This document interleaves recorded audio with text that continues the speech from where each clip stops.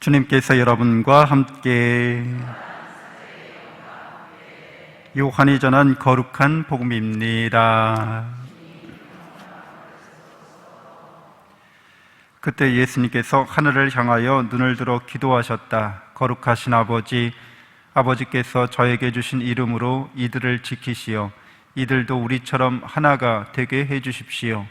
저는 이들과 함께 있는 동안 아버지께서 저에게 주신 이름으로 이들을 지켰습니다. 제가 그렇게 이들을 보호하여 성경 말씀이 이루어지려고 멸망하도록 정해진 자 말고는 아무도 멸망하지 않았습니다. 이제 저는 아버지께 갑니다. 제가 세상에 있으면서 이런 말씀을 드리는 이유는 이들이 속으로 저의 기쁨을 충만히 누리게 하려는 것입니다. 저는 이들에게 아버지의 말씀을 주었는데 세상은 이들을 미워하였습니다. 제가 세상에 속하지 않은 것처럼 이들도 세상에 속하지 않기 때문입니다. 이들을 세상에서 데려가시라고 비는 것이 아니라 이들을 악에서 지켜주십사고 빕니다. 제가 세상에 속하지 않은 것처럼 이들도 세상에 속하지 않습니다. 이들을 진리로 거룩하게 해주십시오. 아버지의 말씀이 진리입니다. 아버지께서 저를 세상에 보내신 것처럼 저도 이들을 세상에 보냈습니다. 그리고 저는 이들을 위하여 저 자신을 거룩하게 합니다. 이들도 진리로 거룩해지게 하려는 것입니다. 주님의 말씀입니다. 찬미 예수님, 하나님의 복동이 고맙습니다. 고맙습니다. 네, 성경 통독 강론 마르코복음 11장서부터 마지막 장까지 함께 나누도록 하겠습니다.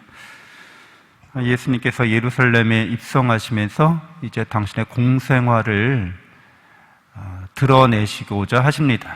당신께서 어떤 분이신지가 이제 드러나는데, 우리는 마르코복음서의 중요한 흐름, 맥이 바로 메시아 비밀이라는 것을 알고 있습니다. 예수님께서 누구신가? 처음에는 비밀로서 또 당신의 신원을 밝히는 것을 함구하시죠. 그리고 당신께서 이제 누구신가가 결정적으로 드러나는 것은 당신이 십자가에 못 박히셔서 돌아가실 때 그의 죽음을 보고 백부장이 이제 고백하게 됩니다. 이분이야말로 하느님의 아드님이셨구나 라고, 그렇게 이방인의 입을 빌어서 그분이 어떤 분이신지가 드러나시게 됩니다. 우리는 인생을 신비 가운데 살고 있죠. 존재한다는 것 자체도 신비로운 거죠. 이게 도대체 왜 있는가? 라고 물을 때 동양 사상은, 옛날 사람들 생각은 자연적으로 있다 이렇게 봤어요. 스스로 자자, 그럴 연자, 스스로 그렇게 있는 거야 라고. 근데 이런 생각에 반해서 성경은 하느님께서 창조하셨다고 이렇게 우리에게 전해줍니다. 그것도 사람들은 창조했다면 무슨 물질을, 재료를 갖고 만들었겠지라고 생각하는 게 이게 인간적인 생각이죠. 오늘 집에 가서 점심 뭐 드실 거예요? 다 시장 봐오셨죠? 다 냉장고에 재료가 있잖아요. 그래서 그걸 갖고서 뭘 만드는 것처럼 옛날 사람들은 이성적으로 그런 생각을 했던 거죠. 그런데 하느님께서는 무에서 당신 말씀으로 세상을 창조하셨다고 우리에게 계시를 해주셨습니다. 그러니까 인간이 원래 있었던 거 아니야? 신이 만들었다고? 그럼 무슨 재료를 갖고 만들었겠지? 이게 인간적으로 생각하는 거죠. 이성적으로 생각하는 거죠. 근데 하느님께서는 세상을 무에서 말씀으로 창조하셨다고 하는 것은 이제 인간의 이성을 뛰어넘는 거죠. 그래서 이것은 신비로운 거죠. 신비롭다고 하는 것은 인간의 이성으로 다 알 수 없다는 거잖아요. 그래서 여러분들은 내가 존재한다는 것을 우리의 이성으로 완전하게 파악하지 못한다는 것을 우리는 받아들입니다. 그리고 그것을 우리가 무에서 하나님의 말씀으로 창조돼서 이렇게 존재하고 있다라고 하는 것을 신앙으로 받아들이는 거죠. 인간의 합리적인 이성, 똑똑한 머리로는 이해할 수 없다는 거죠. 근데 많은 사람들이 오늘날 과학교육을 받기 때문에 자기 머리 안에서 모든 걸 다 해결하려고 하죠. 이성적으로, 합리적으로, 논리적으로. 그리고 그것이 증명되어지지 않으면 안 믿겠다고 하죠. 근데 자기 자신은 이렇게 논리적으로, 수학적으로 무슨 증명되어지는 존재 자체가 아닌 거예요, 이미. 존재한다는 것도 그렇고, 사랑한다는 것도 역시 마찬가지입니다. 사랑한다고 하는 것이 무슨 논리적으로, 합리적으로, 이성적으로 증명이 돼서 사랑하는 게 아니잖아요. 그죠, 여러분? 서로 만날 때, 연애하시고, 이제 결혼하실 때, 논리적으로, 합리적으로 다 따져봐서 증명이 되어서, 사랑할 마음을 품으셨나요? 물론 약간은 그렇게 생각할 수는 있어요.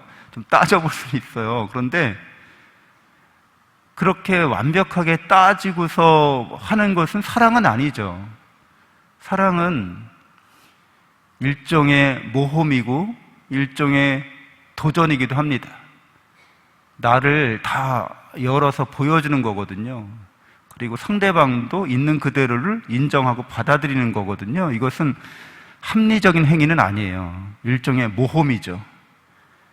그래서 여러분들도 남편 될 사람, 아내 될 사람을 논리적으로, 이성적으로 따지고 들어서 하는 그런 관계가 아니라 왠지 내 영혼의 짝인 것 같아.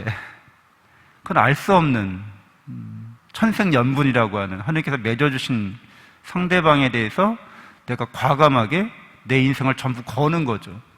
논리적으로, 합리적으로 따지면 그렇게 하면 안 돼요. 그래서 요즘 사람들이 머리가 좋아서 똑똑해서 많이 배워서 혼자 사는 게 훨씬 더 효율적이다. 내가 갖고 있는 자산이나 내가 갖고 있는 것을 투입했을 때 나에게만 다 투입하는 게 나한테 플러스다. 내가 결혼을 하고 또 가장이 돼서 자녀를 낳고 교육하고 여기에 내가 자원을, 내 자산을 여기다 쏟아부으면 나한테는 마이너스다. 이게 합리적이잖아요. 그러면 더 이상 이제 사랑은 이루어지지 않죠.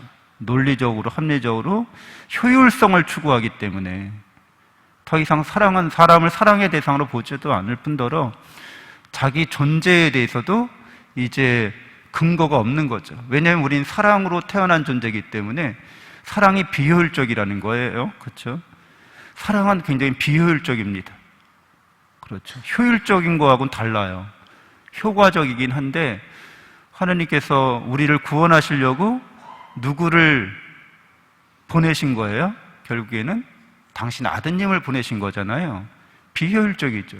그냥 말씀 한마디로 우리를 구원하실 수도 있어요. 효율적으로. 극한의 효율을 보여주실 수도 있습니다. 근데 그런 극한의 효율은 인간을 감동시키지 않습니다. 우리가 감동받을 때는 기계가 착착착 돌아가는 걸 보고 감동받는 건 아니에요. 뭐 이렇게 경탄할 수는 있죠. 아우, 기계가 아주 효율이 좋은데? 이렇게. 근데 우리가 정말 감동하는 것은 사랑으로 희생을 하는 것을 볼 때 인간의 마음이 움직입니다. 자녀를 위해서 부모님들이 희생하는 것을 통해서 이제 감동을 받는 거죠. 그래서 이렇게 사랑이라고 하는 것은 신비 가운데 있고 존재도 신비 가운데 있습니다. 인생의 본질은 신비 가운데 있는 거죠. 그러니까 인간의 이성으로 파악할 수 없는 영역에 있다는 거죠. 근데 그 신비가 예수 그리스도의 십자가 죽음으로 드러났습니다. 우리는 예수 그리스도의 신비를 알고 있는 사람들이죠. 여러분, 그분의 사랑을 깨닫고 있는 사람들이죠. 인생에 대해서, 삶에 대해서 우리는 통찰할 수 있는 거죠. 그 사랑의 신비 가운데. 그러니까 우리에게는 사랑의 신비 가운데 하나님께로 영원히 나아갈 수가 있게 됩니다. 영원한 생명회로, 영원한 삶으로, 영원한 행복으로 나아갈 수 있는 그런 뽑힘 받은, 선택받은 사람들인 거죠. 그래서 세상 사람들에게 그리스도의 비밀을, 예수 그리스도의 메시아 비밀을 우리가 간직하고 선포할 그런 책임과 사명이 있습니다. 예수님께서 마르코복음서 말미에 영원한 생명을 주는 구원의 진리를 선포하도록 파견되어지는 모습 볼 수 있습니다. 세상 사람들이 삶에 대해서, 인생에 대해서 고민하고 고뇌하는데 그거 자기 머리로는 풀리지 않는 문제라는 거죠, 애초에. 그래서 사랑의 신비 가운데 풀리는 문제인데 우리가 그 사랑의 신비를, 구원의 신비를 잘 전하려면 우리 역시 그 신비에 가깝게 닿아야 하는 거죠. 십자가의 신비에 사랑으로 말미암은 자기 헌신에 더 가까이 나가야 합니다. 그래서 예수 그리스도와 함께 죽고 예수 그리스도와 함께 부활하는 그 과정을 사랑의 신비 가운데 거쳐가는 거죠. 실제로 우리 인생이 그렇게 되어지는 인생인 거예요. 저절로 자연스럽게 서로 사랑하고 결혼해서 자녀를 낳고 키우면서 우리는 십자가를 집니다. 기꺼이 십자가를 지는 거죠. 그래서 여러 번 죽을 똥살똥합니다. 죽음을 경험하는 거죠. 그러면서 다시 우리는 거듭나고 더 새로워지고 하느님의 사랑에 더 가깝게 나아가게 됩니다. 하느님을 더 닮아가는 거죠. 그래서 우리는 하느님의 사랑을, 우리를 향한 그 사랑의 신비를 깨닫고 믿기 때문에 더 성숙한 그리스도인, 더 큰 역경과 시련을 감당할 수 있는 사람들이 되어집니다. 잠시 눈을 감고 기도하겠습니다.